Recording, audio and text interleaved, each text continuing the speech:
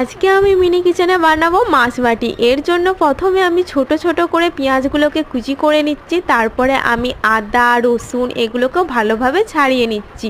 তারপরে এগুলো জল দিয়ে একটু ধুয়ে তারপর এটাকে আমি হামাল দিস্তার সাহায্যে ছিঁচে নেব।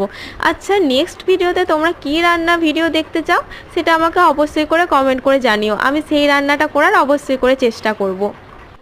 তোমরা যারা যারা আমার চ্যানেলে নতুন তারা অবশ্যই করে আমার চ্যানেলটিকে সাবস্ক্রাইব করে দেবে, আর হ্যাঁ, আমার চ্যানেলটিকে অবশ্যই করে সাবস্ক্রাইব করে দেবে আর লাইকও করে দেবে। তো দেখো, এবার আমি এটাকে ছিঁচে নিচ্ছি।